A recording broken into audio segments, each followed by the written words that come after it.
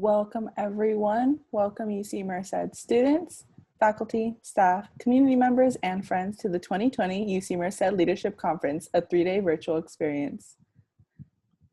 My name is Julianne Clear, and I'm a third-year student here at UC Merced, and I will serve as your MC for the day. I'm excited to be here because I myself had to rise to the challenge of being the first in my family to school.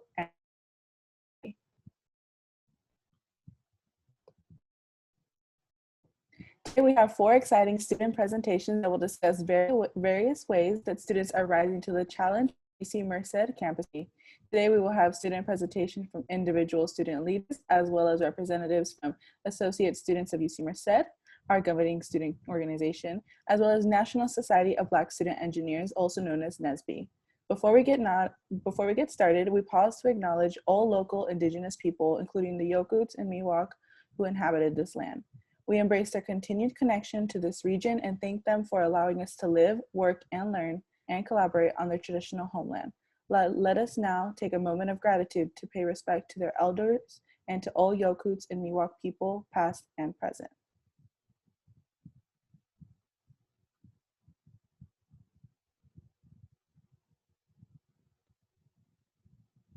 First, I would like to thank Margot Souza, who has been a champion for student leadership here at UC Merced for many years.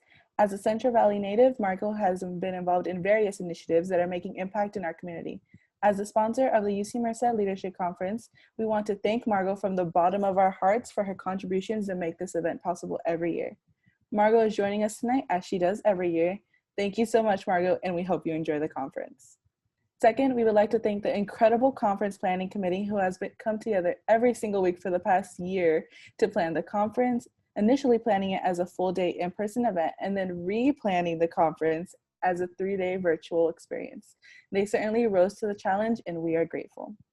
Speaking of rising to the challenge, our theme, Rise to the Challenge, acknowledges the leadership we need during this unique time and the leadership we've already seen for our incredible UC Merced student body and our alumni. Now, before we get into things, a few housekeeping notes. Feel free to say hello and engage in the chat. Let us know what you're thinking. We want to hear from you all. Tell us what leadership means to you. Share your thoughts on what our speakers are discussing. If you have any questions, you can enter them in the Q&A section. And if we have time at the end of the section, we'll get to a few questions. And last, this is day 2 of our 3-day conference. You can go to studentleadership.ucmerced.edu for the full schedule and to register for the remaining events. We're excited to hear from our student presenters to see some of the ways students are rising to the challenge here at UC Merced.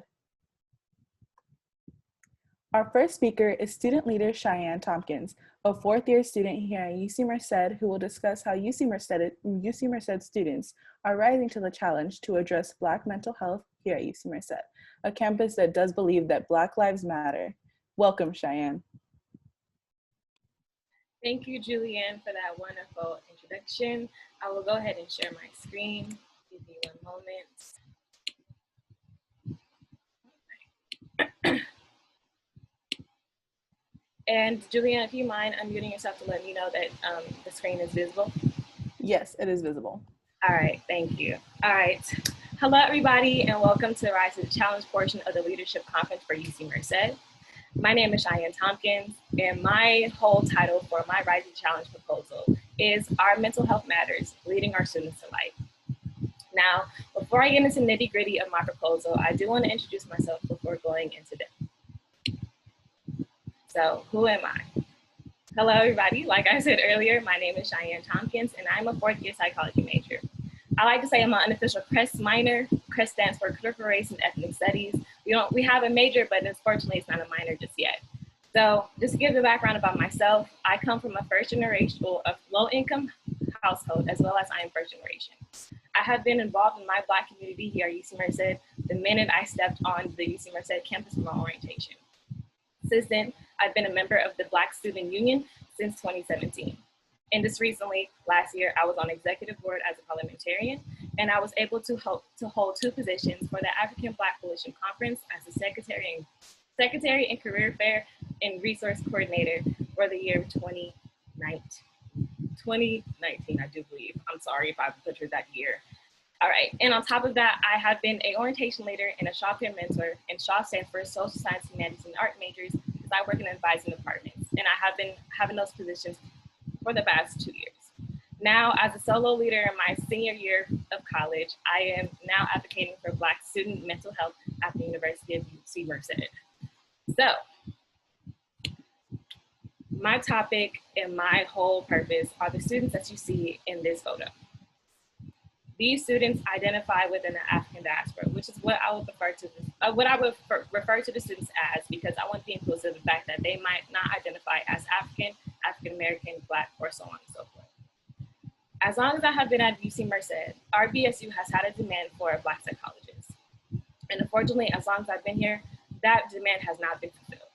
And because of that, students such as myself tend to stray away from CAPS, which is our counseling and psychological services here at UC Merced. Because of that, we tend to stray away from using our mental health resources at our school, simply just because we don't have representation within the office, as well as resources dedicated to our specific identification and culture. We assume that we have to explain our struggle, and we're also accustomed to not letting our struggles get the best of us and moving on and not addressing them. And that's where we can have concerns. So before I continue, I do want to give a trigger warning that I will be mentioning self-harm and suicide in the next slide. All right, so these statistics that you see here, the first one is dedicated to the relationship between poverty level and mental health. African Americans living in the poverty level below the poverty level compared to those twice over the poverty level are twice as likely to report psychological distress. African American females between the grades of 9th and 12th were 70% more likely to commit suicide in 2017 compared to non-Hispanic white females the same age. In 2017, suicide was the second leading cause of death for African Americans between the ages of 15 and 24. The death rate for suicide for African American men was 4 times greater than African American women. Now, why do these statistics matter? It is because UC Merced is the most diverse UC in our system and serves low-income population. These statistics and the target audience for UC Merced are in the same category. Our Black students at UC Merced are between the ages of 15 and 24. We are African American males, we are African American females. Some of us do live in low-income areas. For example, about 70% of UC Merced students are low income and receive a Pell Grant because of that. And almost around the same percentage, UC Merced identifies as first-generation students. Our students are in desperate need of care. And that is why that is important to me. My duty, my purpose are my people that you see on that screen. Our smiles matter. We need to protect those. And that is why we need proper mental hygiene for our students. Risk factors for mental and psychological distress include poverty, parents with criminal records and/or mental health issues, low birth weight, inadequate childcare, and abusive and neglectful families. If you think of areas that have those problems and they're prolific in those communities look like people that are in this photo and look like me. We need UC Merced to have our needs filled, and that comes with mental hygiene and proper mental hygiene. All right, so this is why we need it, our identity. Identity shapes your beliefs, your morals, and such as like that. Introspection and identity go hand in hand, which is why triggers for our anxiety often are deeply rooted in our identity. I identify as African American, and I can say for myself, I often struggle with going out and getting resources. And I'm a psychology major.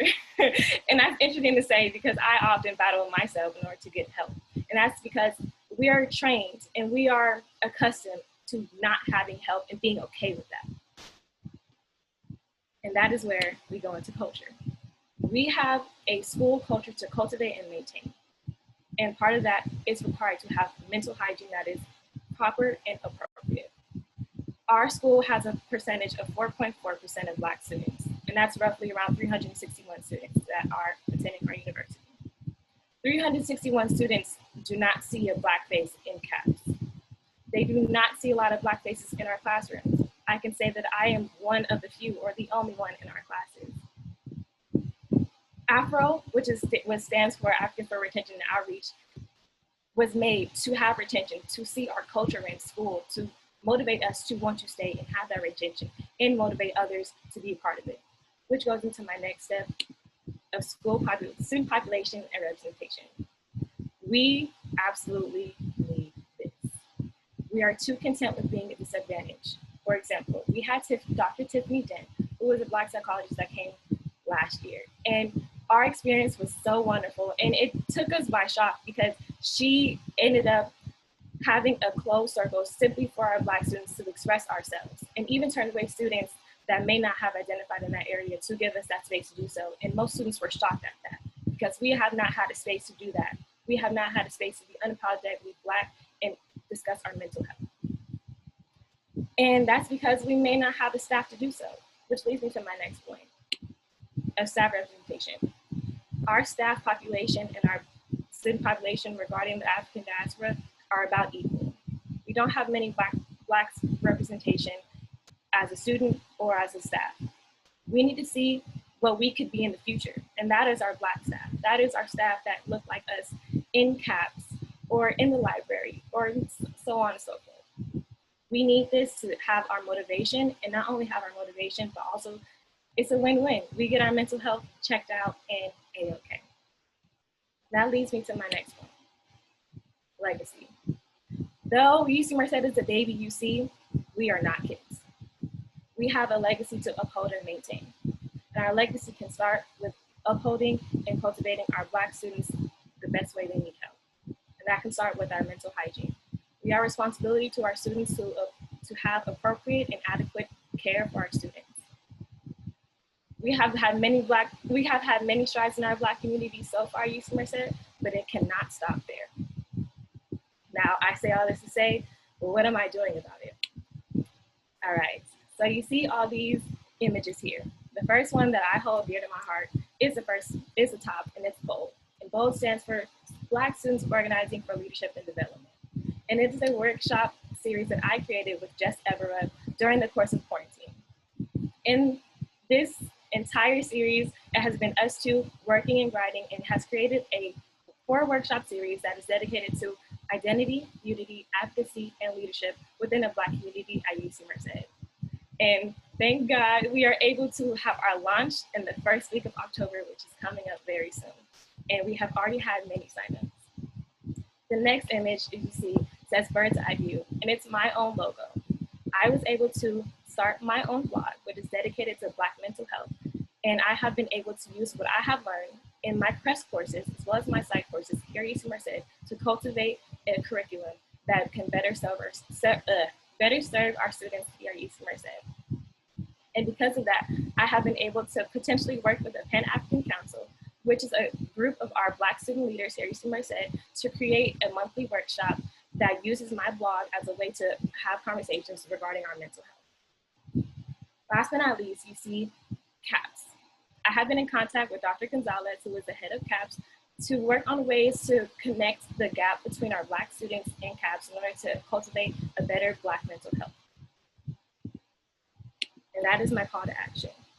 My call to action is not only for the university to do better, but also our students. We need to do something, we need to say something, and we cannot be content. Because of that, the university has had strides in working towards this. For example, Dr. Gonzalez is sitting on a subcommittee for the Black Lives Task Force here at UC Merced. There's also a resource page dedicated to our students identifying in the African diaspora that have resources dedicated to our mental health. For example, therapy for Black girls. There's also advertisements circling around forums and groups that have Black psychologists within that area. There's also an open invitation for our students to be in the interview process for hiring psychologists, to ensure that we can ask questions that'll best fit our community. And actually not last but not least, there is a support group that happens every Monday, hosted by CAPS, for specifically our students identifying in the African diaspora. And soon there will be a workshop by Dr. Caldwell Harvey dedicated to Black mental health, and it'll be throughout this entire year. And last but not least, on September 29th, there is a talk called Toll on Racism, hosted by CAPS, that will hopefully turn into a monthly dialogue where students can discuss these topics. Now, I will end by saying this. In honor of my brothers and sisters, we need to do better. I did not want to focus on our trauma as a basis for my proposal because we see these faces on social media every day. We see our trauma in our face every day. I see people that look like me being murdered and being silenced every day. It's unfortunate that universities and institutions such as UC Merced had to respond to our hurt and our pain by astronomical levels with this response. Our response to Black Lives Matter was the Black Lives Task Force, but we should not have to wait for our continuous hurt and pain to be the headlines for us to matter. Because of my brothers and sisters being silenced, I would like to end with this. Their lives matter, our lives matter, our mental health matters. We cannot stay silent, we cannot stay content. Thank you. And I will go ahead and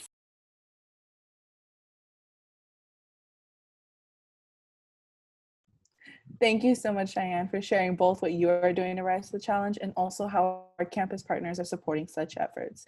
We will take a moment to see if there are any questions for Cheyenne.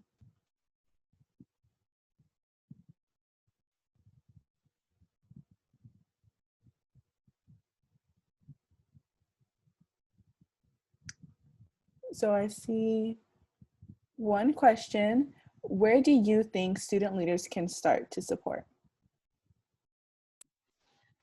Thank you for that question first. So since I am a student leader, I would say I have been kind of just doing this advocacy on my own. So if y'all would like to help out, that'll be great.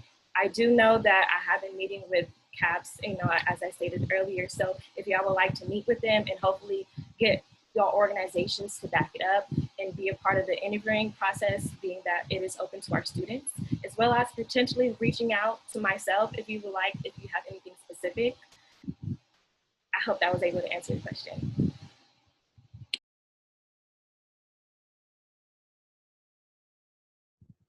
Wonderful. Thank you, Cheyenne.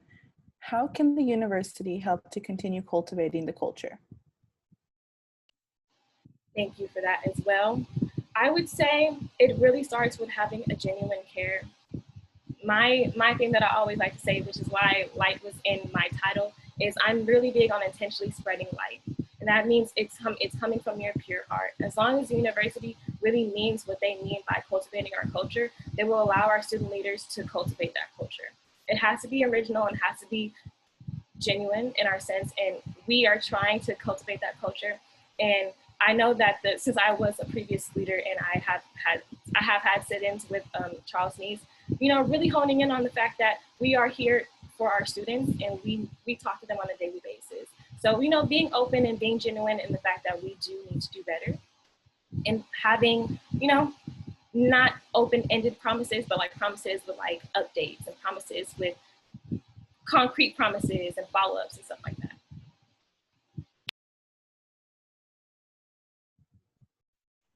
I definitely agree, Cheyenne. Are there any more questions?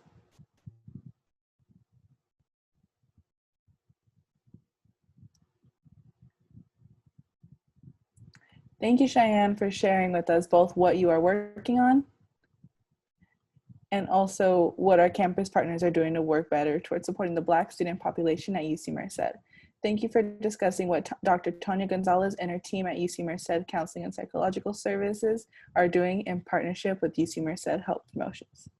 Next, I'm excited to introduce to you UC Merced student Jose Lopez at the External Office of the Associated Students of UC Merced, also known as ASUCM. ASUCM is a student body organization that advocates for UC Merced at large and to do so in many ways. Jose will discuss with us the ways that UC Merced students can rise to the challenge through various approaches to advocacy, and leaders take brave steps to not simply speak for others, but to lift the voices of others so they can speak for themselves. This is exactly what Jose's presentation can help us do. We can use what we learned from this presentation to not only advocate using our own voice, but share the strategies we'll learn today with other student leaders at UC Merced so they can share their own story and have their own voice heard. Jose, the floor is yours. Thank you. So I'll share my screen right now.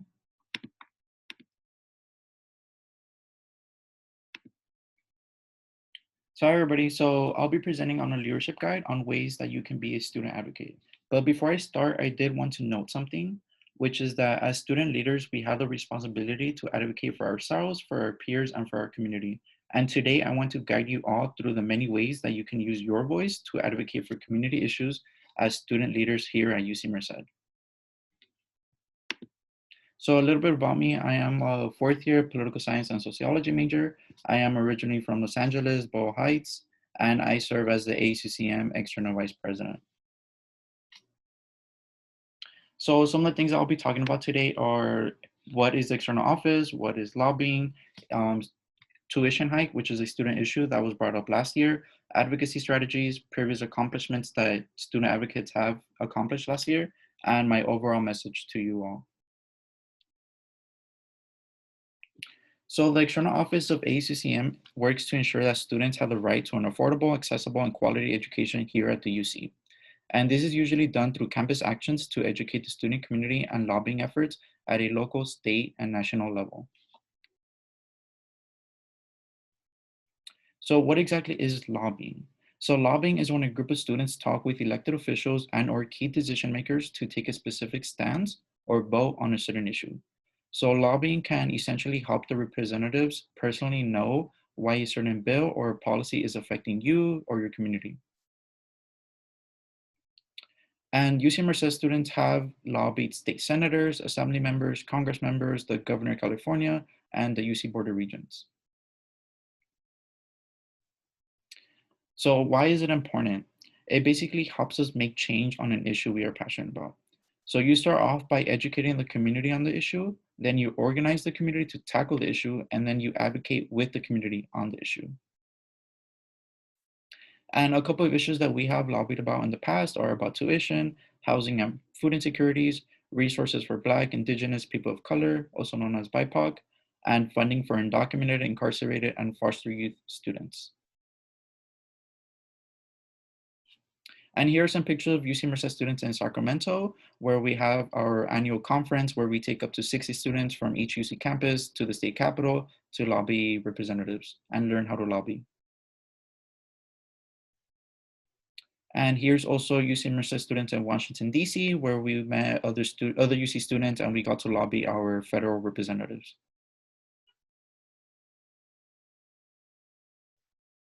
And now I'll be talking about a specific topic, which is the spring 2020 tuition hike proposals that was brought up last year. And it was brought up by the UC Board of Regents. And one of the first model is the cohort-based model, where every incoming class over the next 5 years would experience a tuition increase with the following structure. So starting fall of 2020, which is this semester, students would have gotten a tuition increase until spring of 2025. And the other model that was being proposed is called the unified model, where every enrolled student over the next 5 years would experience an annual tuition increase based on adjusted inflation. And the UC Regents would have retained the right to include additional tuition increases as they deem necessary. So these are basically the two tuition models that were being proposed by the UC Regents, and they were going to vote on which one they were going to apply to us this semester.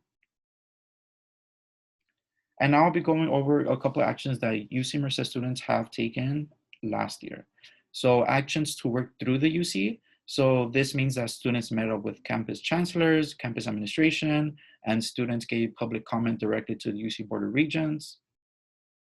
There was also advocacy efforts around the UC. So this means lobbying politicians to pressure the regents and students from every UC campus going to the state capitol and lobbying politicians. There's also work against the UC, which is protesting, signing petitions, spreading the word on social media, and so on, and basically just advocating against tuition increases. And well, the outcome of this was that the UC Regents violated an MOU, which is a Memorandum of Understanding, which was a requirement outlined in Assembly Bill 970, and that mentioned that the UC Students Association must have been informed of any proposed system-wide tuition or fee increases at least 30 days before providing public notice, which the UC Board of Regents did not do. And what this violation did was just postponed the region's vote for tuition hikes to be delayed. And this just gave students more time to organize around this issue.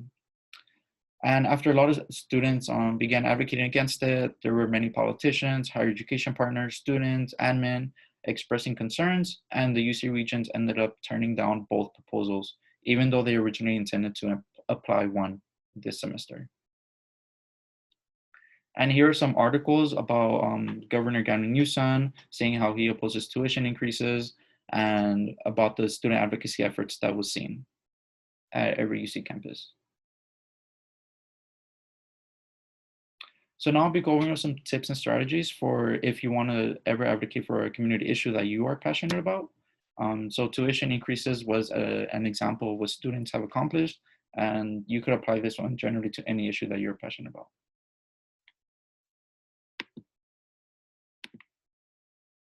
So the first strategy is to identify the issue at hand. So is your issue a local, state, or federal issue? Because it matters who you have to contact.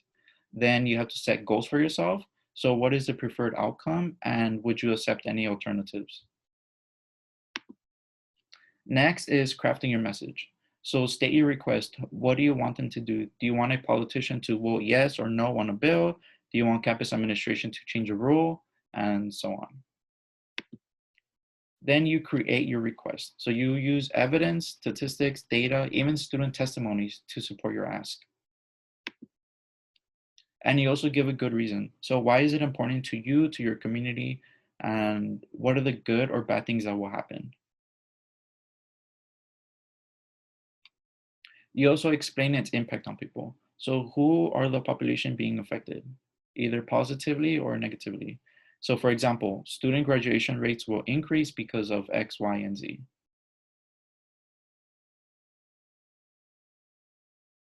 And the next important thing is to spread your message.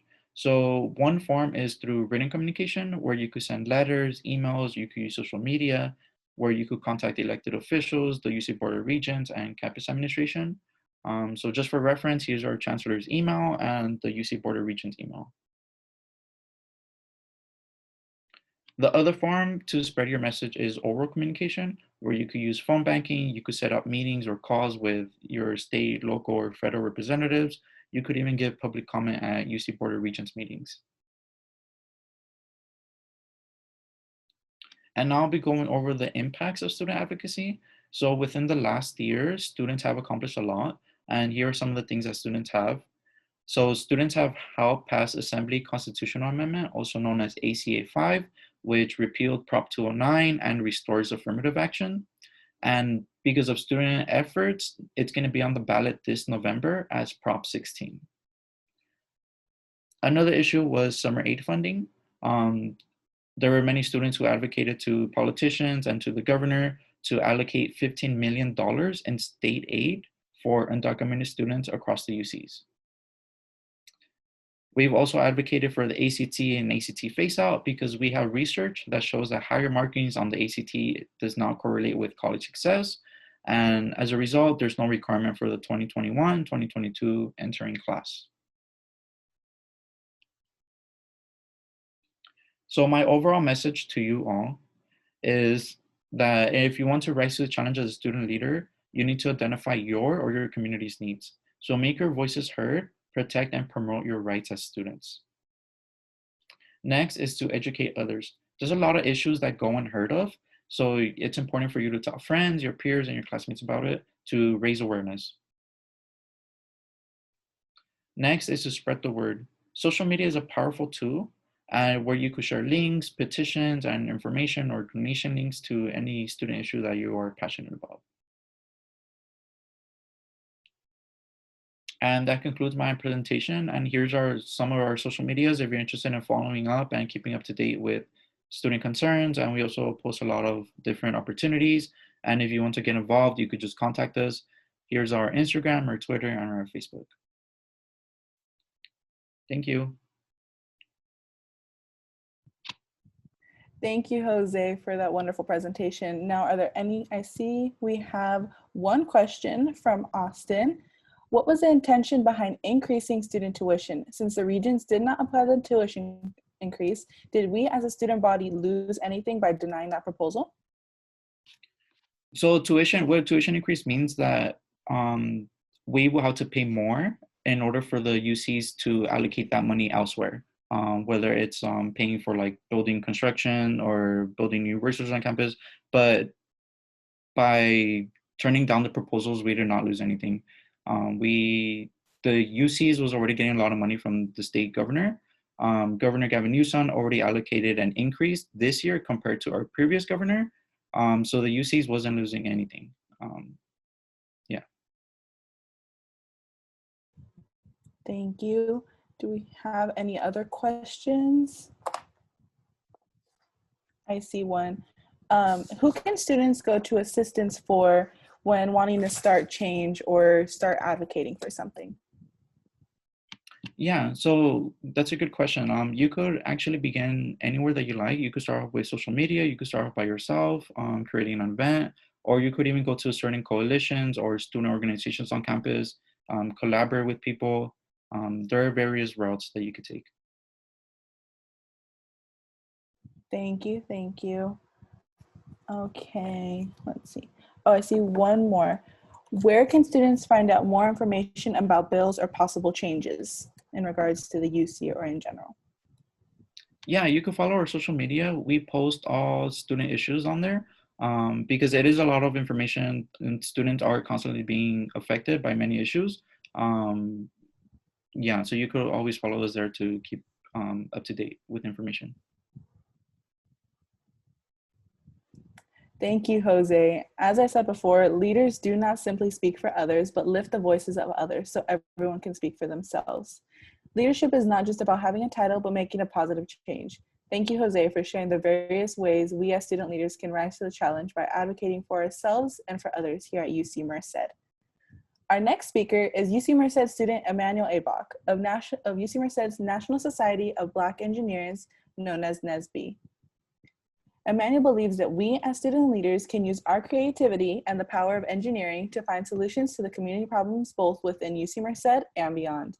He will share with us today an example of how engineering can potentially be used to solve health issues through an original design he created with the support of his fellow student leaders. Emmanuel, we look forward to hearing about your idea. Please welcome Emmanuel Abok. Thank you so much for that beautiful introduction. And before we continue, I just want to accommodate, Jose and Cheyenne for those two beautiful, presentation, addressing social issues that we have going on right now. And right now, I'm just go ahead and share my screen. And here we go. All right. So today, like she said, my name is Emmanuel Abok. I'm a third-year mechanical engineering major, and today I'm going to be presenting the door pedal, which sounds like an odd combination at first glance, but hopefully by the end of this presentation, I can, give you guys a better insight of what the idea is all about. All right. Our question is, how can a simple door pedal prevent the spread of COVID-19? We find ourselves today in a time where, we're all stuck inside again. We're doing this presentation over Zoom, because of that, exact fact. So, this idea came to me when I was actually doing an internship at Fastenal this summer. And, it was actually pretty interesting story. I used to going to work every day, like everybody's touching the same doorknob. And sometimes I'd be doing weird things, trying to use my legs to open the doors, and everything like that. And people thought it was weird, but, it's for safety. Fear really, makes you do weird kind of things and stuff like that. And, I want to keep my family safe, especially going to work, coming back, going to work, coming back every day, every night. Like that's, that's easy way to attract those kind of diseases and stuff like that.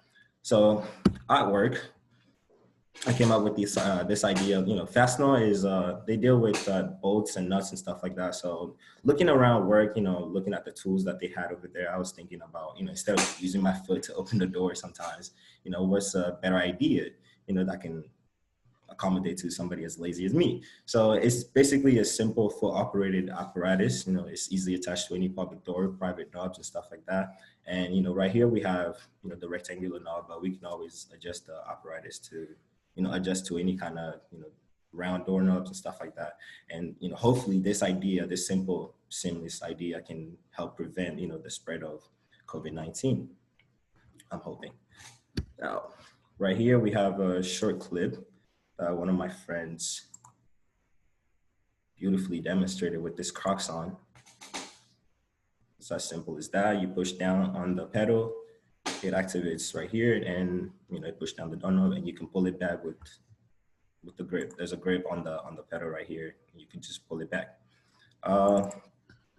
That's a very simple idea, and at first glance, I didn't think it was going to be that big of a deal. And like growing up, I didn't think like creativity was my kind of thing. I thought it's only for those special kind of people. So I put myself in the box that says, oh, you're just a follower. You can only do things that others have already done. You can only help them with their inventions and stuff like that.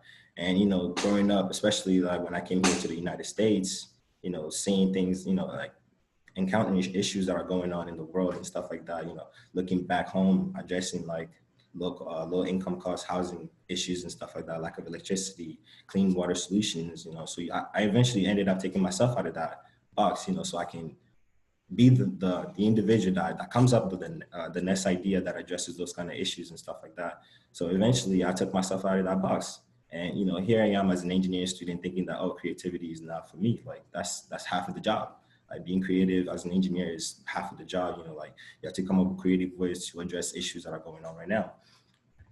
And so the idea that we ended up coming up with, which I worked on with our fellow NESB students.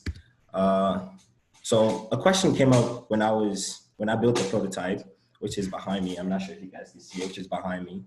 You attach it to the front door, and my housemate said, what about the other side of the door? Like what happens after you open the door? Like what happens to the other side? Do I have to like attach the same apparatus to the other side of the door? Wouldn't that seem like a waste of money and stuff like that? Now a solution that we came up with was that this right here, the step and pull, is already something that's already on the market, and we're looking for something that could be easily attached, easy detached, hopefully after we find a cure to the COVID-19 and stuff like that. So we ended up coming up with this another device that we can attach to the other side of the door, so that once you're in the door, you can also use that to close the door and stuff like that. Now, hypothesis. The aim of the project is obviously to reduce the number of infections of COVID-19 that's being transmitted through public schools, jobs, and stuff like that, because people are fearing going back to work. People are fearing going back to school. Right now, I'm at home, doing this presentation to you guys, unable to go on campus and stuff like that, do those hand-to-hand things. And I'm a mechanical engineering major. I like, doing hand-to-hand things. And right now I find myself in a situation where I'm unable to do those kind of things. And it's kind of limiting me, potentially. So we want to give obviously the ability for students and workers to go back to work, and hopefully we can flatten that curve and reduce the number of infections that's going on right now in the world. Why this design, you may ask? First thing is that it reduced palm-to-palm contact with the door handle, so like you don't have to waste a lot of money with buying hand sanitizers and stuff like that. It's easily configurable to any door kinds. It's temporary. That's the most important thing that I want to bring up. It's very temporary. It's not something that we're hoping, oh, it's there forever, but it's temporary. It's a temporary fix for now. It's easily deployed, and you can 3D print it. And I haven't developed like the 3D printing things yet, but I'm working on it. I'm hoping that that will be able to speed up productions and stuff like that. And also, it looks bulky right now, but we can definitely make it a more slick design. This is obviously a prototype. We can definitely make it a more slick design so that it's more appealing to the public and stuff like that, if anything. Let's see. Now, my call to action is creativity. Like again, like we find ourselves in a time where like it's difficult. It's difficult being being students. It's difficult being people in general. Like, and I want to be able to show you guys that it doesn't take much. It doesn't take much to to come up with the next big thing. It doesn't take much for you to be the next leader of your community. Like my little sister, for example, like during the summer, like all that happened with George Floyd, like she came to me like the next day crying, like I didn't know how to address that. She's like, wow. Like, she asked me a simple question: why does this happen? Like, And as her brother, I couldn't really address that. I couldn't really, tell her anything that can help her with that. And the next day she wakes up, she tells me that she's writing an email to her school district, talking about, if we know more about each other, we can like build a bridge between us ourselves. And she ended up writing the whole email to her school district, to introduce Black history and courseworks and stuff like that at school. And that's going well with her right now. And like those kind of things, it doesn't take much. Like, and we're surrounded by issues, if I'm honest. We're surrounded by issues. And I know that every single one of you guys out there have amazing ideas that you're just not sure if it's the right one. And that's where our NSBE community comes in. Like, NSBE is very welcoming. We're a professional organization, and we're always willing to work with you guys on any idea that you guys come up with, especially when it's engineering, because we're engineering students, of course. You guys got social issues, any climate change ideas, how to address lack of electricity in other countries, and like here low income housing for people that are homeless right now and stuff like that. And also, of course, the COVID-19 situation that we have going on right now. If you guys have any idea regarding those kind of things, please feel free to reach out to us, because we're always looking for, like the next thing to keep our focus on. And like that's my presentation. So if you guys have any questions, please feel free to reach out to me on LinkedIn, Handshake, and of course I have my social media right there just in case. Well, Thank you so much, Emmanuel. Now we'll take a moment to see if there are any questions from the participants. Good. Andrea says, what would you say was the most influential experience at UC Merced or other places really that contributed to your development as a young leader? I think it's the community, like especially the Black community at UC Merced. It's pretty small, but it's pretty close knit, and especially NSBE, being part of NSBE, they're very welcoming and easy to approach, and you always find something to do. Like they're always there to help you. They're always there to motivate you. To get where you need. So that's what we all need to do. Like we need to find our community that can push us forward, make friends that can push us forward, and do those kind of things. So yeah. That's wonderful to hear. Another question, how important do you believe creativity is to any field? Amazing. Like creativity is honestly everything, because that's half the work. That's half the work of everything, especially like when it comes to Cheyenne's presentation, for example, if she didn't have that creative mindset to come up with those ideas, that bird's eye view idea, we wouldn't be here in this situation. We wouldn't be having this conversation about mental health and stuff like that. And Jose's presentation also, as an example, he's out here advocating and stuff like that. Like those are things like it all starts with creativity. If we're being honest, like come up with the idea and then find the people that can work around with you.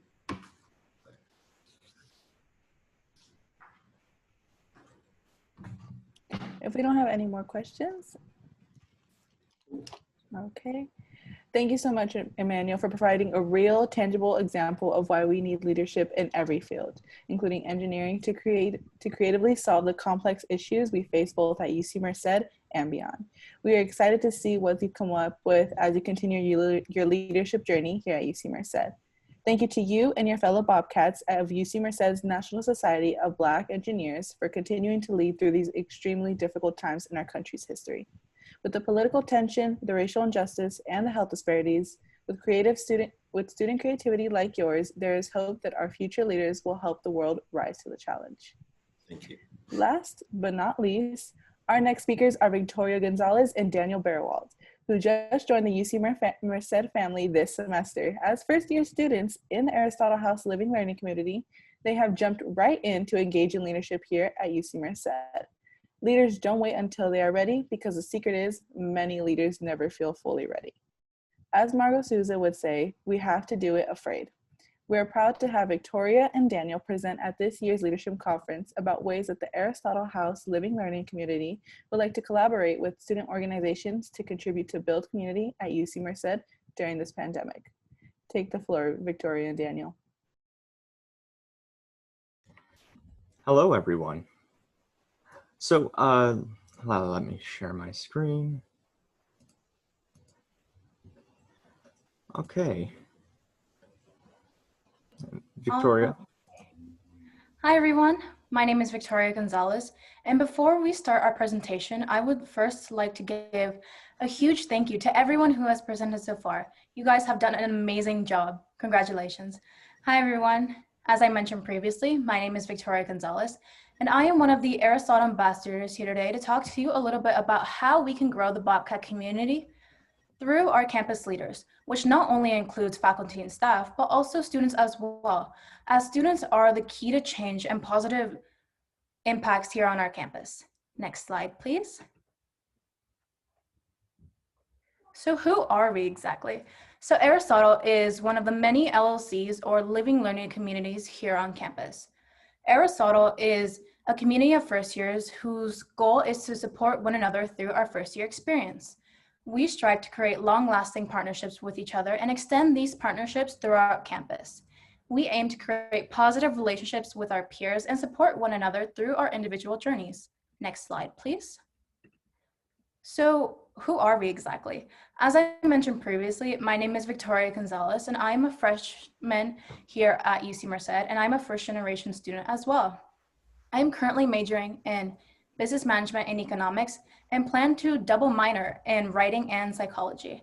Before my co-presenter introduces himself, I would like to discuss a little bit about what being a leader means to me. What being a leader means to me is not someone who is always willing to be the first to do everything, but it's someone who is willing to step outside of their comfort zones to help one another, even if it means overcoming your fears. For example, I participated in working at Sierra Canyon Day Camp for my 6th summer as a counselor. And to be honest, I wasn't sure I was going to be able to do it because I was afraid. But with the help of my co-staff and fellow staff members, we were able to get over our fears and anxieties and by supporting one another, and we were able to accomplish yet another great summer despite working through the pandemic. Hello everyone, I'm Daniel Baerwaltz, and I am a chemistry major as well as a freshman. I do plan on becoming a double major in chemistry and physics. And one of the greatest things I've learned through my time in going to school and participating in a lot of organizations is that leadership is flexible. It's something that can change according to what situations we're put in, and is something that really breathes life into a goal or organization that allows us all to grow closer and build stronger connections and bonds with one another. As a Boy Scout and an Eagle Scout, I had to orchestrate and lead projects of community service. One of my favorite examples is where we went around the city of Dos Palos and painted multiple fire hydrants.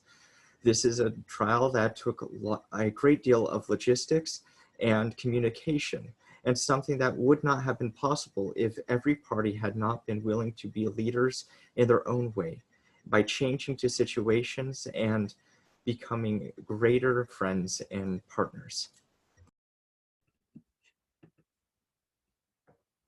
So what do we represent here in Aristotle? Something that I love about Aristotle is that we are a diverse community that represents all cultures and majors here on campus. From humanities to STEM, we focus on developing ourselves to be positive leaders within our campus and greater campus community. We are a group of student leaders with a variety of skills willing to help other leader organizations here on campus. Next slide, please. So what do we do exactly? Aristotle has a year-long service project requirement where we perform many acts of service throughout the year. And something that Aristotle has done previously is participate in many campus cleanups, such as park cleanups alongside Lake View and Lake Yosemite. Something that was really cool is my friend was actually in Aristotle last year. And while she was talking to me a little bit about her experience, she was mentioning that she participated in one of the campus cleanups with Carson House, which is another LLC here on campus. And while she was describing her experience, she was stating that she had an amazing time being able to meet others and work towards a common goal, despite having to wake up super early because in the afternoons, Merced gets really hot. She had an amazing time working with others to work towards a common goal. And something that we have decided in Aristotle is to help other student organizations with recruitment, specifically freshman recruitment. As a freshman myself, I have found it difficult to adjust to the campus because I'm unaware of a lot of organizations and clubs here at UC Merced. And I feel like being a freshman, I can adjust to UC Merced better if I was more aware of what we have here on campus. So we would like to help support other campus organizations as they have been doing an amazing job adjusting to the current situation, and Aristotle would love to continue to support you. With the virus in place, we understand that it's very difficult to communicate and connect with new individuals on the campus. Now, one of the greatest things about the modern age is the ability to communicate without directly interacting with someone. It is because of this that we are able to create bonds with other freshmen as well as sophomores and members of this campus. So right now, what can we do? What is it that we can help with in approaching this problem of connectivity? Well, here at Aristotle, we believe that it is important to learn, to understand, and teach others as well as ourselves. We believe that leaders are people who are taught as much as they teach and are led as much as they lead.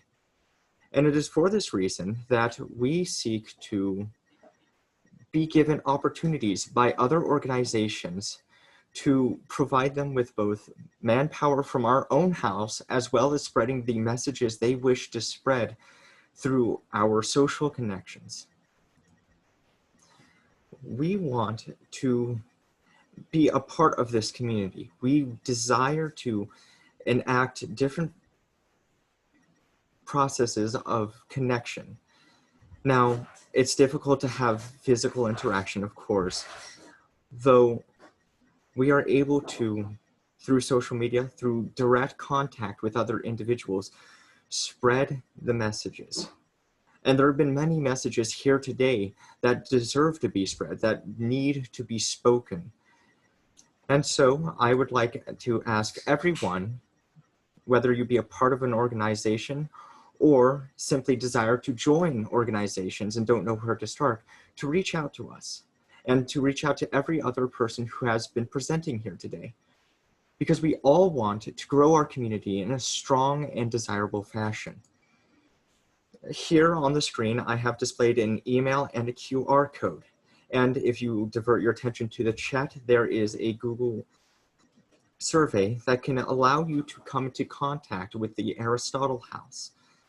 We would love to hear your feedback. We would love to get into contact with you in order to grow our community and to work with each other to address certain problems or reach particular goals. I would like to thank you all for coming today and listening to our speech. Thank you so much. And honestly, we are able to do this together. We can get through the current situation together, and we want to be able to help grow the Bobcat community as the best of our abilities. Thank you again. Thank you so much, Victoria and Daniel. Now we will take a few moments to wait to see if there are any questions for our Aristotle House representatives. Oh, I see one. How can students get involved within Aristotle House if they are interested? So the first thing you should do is get into contact. The most important step in any growth on this campus is directly contacting us. So here we have our email. I would like you to use this email to write a question and send it to us. So that way we can address your concerns, your interests, your goals, and other ideas you would like to have explained.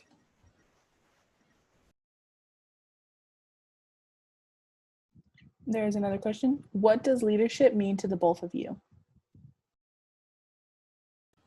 So Victoria, how about you take this one first? All right. So what leadership means to me is honestly being able to support one another. For me, that is something that I've been doing constantly at Sierra Canyon Day Camp as I've been working there for 6 years. And I've learned so much, and I'm so grateful for the experience. And despite like having troubles throughout my experiences, especially during the pandemic, that was really tough for me. But just being able to support one another and being able to build off of one another's strengths is something that is what leadership really means to me. And I hope that you guys um, continue to be positive leaders within yourselves and your community as well.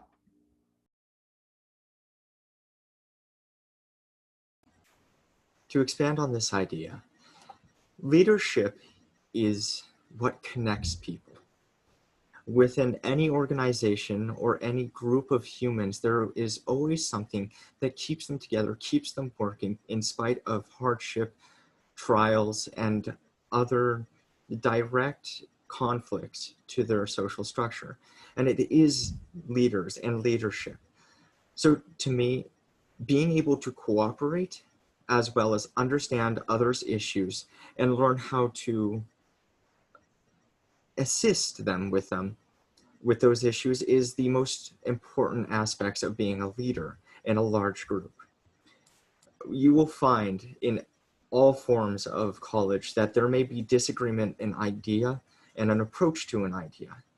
So as a leader and as a member of our community, it is important that we learn how to communicate with one another and address these problems, these disagreements, or these matters of confusion, so that we can most easily overcome them and create new solutions that are more powerful and have more potential to assist a larger group in our community.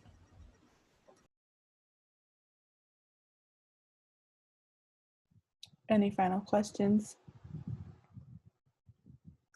Thank you once again, Victoria and Daniel. We are impressed that as two first-year students, you're already putting yourselves out there to share your thoughts on what student leadership can look like at UC Merced. Now at this time, we will take any questions for any of our speakers. You may submit your question in the Q&A feature on your menu.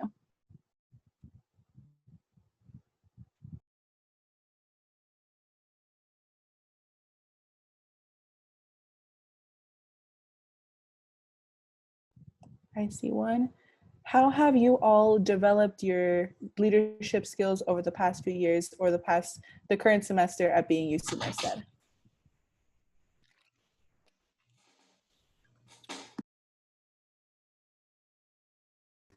Let's start with the seniors first. I'm sorry, if you can repeat the question, because I heard the semester and the years, so just to clarify, I'm sorry. Yes, you're perfectly fine. How has your leadership grown, your leadership skills grown with your time at UC Merced?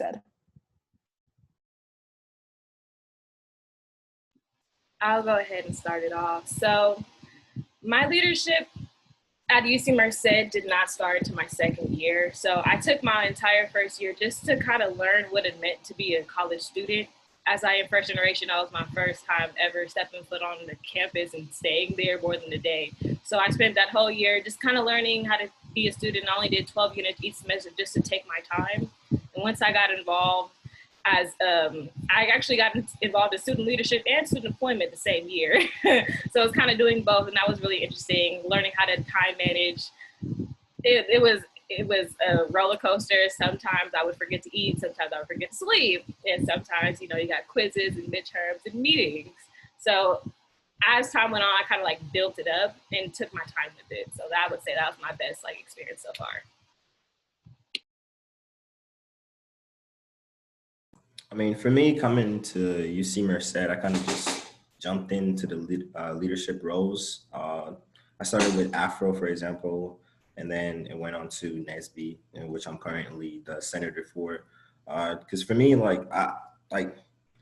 especially coming here from a third world country, I understand what it is to to struggle there. And I understand everybody here, knows, what it feels like to want to do something, but like not really having the resources to want to do something, but not really having the support behind you and stuff like that. So I put myself in that situation, like put myself behind people, that have those resources. I put myself behind those people that can help with those kind of things.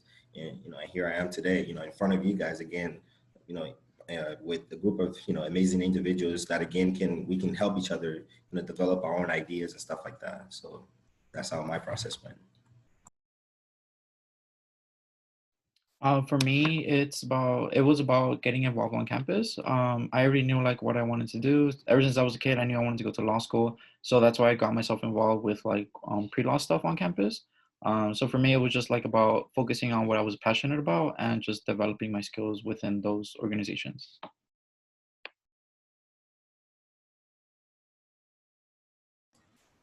So one of the largest things is just don't be so concerned as when you start as much as getting the time to put yourself forward, put yourself out there and find a place to start. There are so many organizations on this campus, and it's a really great chance to learn about each of them. So just learning and participating is the best way to get involved in the beginning. I definitely agree. Being a freshman and a first generation student is very scary sometimes because I'm unsure if what I'm doing is actually right or if I'm doing the things that I'm supposed to be doing. But I have taken the initiative to really step outside of my comfort zones and to try to contact other organizations. And I've been doing an okay job so far, I think.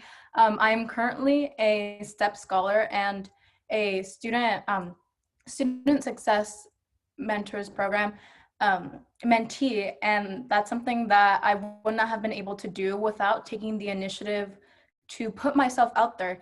And I know it's scary. Trust me, I know you may not be sure if you can do it or if this is the right path for you, but if you really want to do something for yourself and you have a goal in mind, I encourage you to do so and to do something about it, because you are the only one who can control your future and you have the ability to do whatever you put your mind to.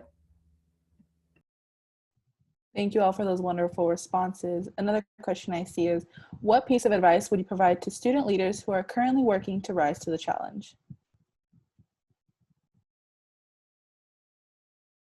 I guess I started off.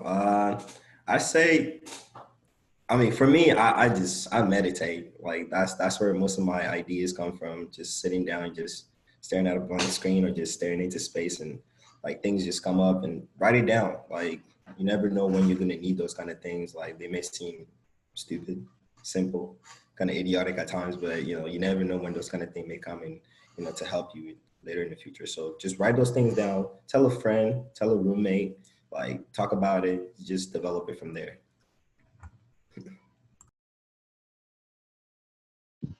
I'll go ahead and just kind of piggyback off of what Emmanuel said and what Victoria said earlier about, second guessing. I will highly say this all the time. I'm my biggest critic. I criticize myself all the time. Like, oh, am I doing this right? Will this work? Et cetera, et cetera. Please take care of yourself. Please. I know we are student leaders and this is our rise to the challenge and we are supposed to be doing that and such, but we can't rise to anything. We can't pick ourselves up sometimes. And I often, I need help picking myself up. So, just remembering that you're still a person, you're human. Please take care of yourself, sleep, eat, take care of yourself, work out if you need to, take time and step away from the challenge if you need to, because it can get overwhelming sometimes. And, smile and, it's not that serious. It'll take time. I know leadership did not happen overnight for me, and it may not happen overnight for you, or it may, you never know. But please, overall, hygiene in yourself is very, very important. Yeah, I agree that self-care is very important. And for me, I would say that, having your own support system is very important, especially as student leaders, because we do a lot of things that are very stressful and, like not everything goes right. So having a support system to who you could talk to and just communicate things with is very helpful. I definitely agree. My first few weeks of school were honestly, I felt a disaster.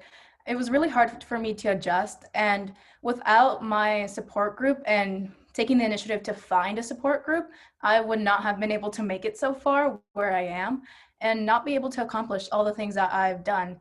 And I know that my support group in high school was amazing and it led me to this point, but I knew I needed to find another support group in college to help me out as well. And that's something that is really contributing to my success. And I encourage everyone to find a support group as well, even if it means 1 or 2 people. Just relying on others really does make an impact on your success and who you are as a person. What I can add on to this is just don't allow yourself to get stuck into a loop of the same.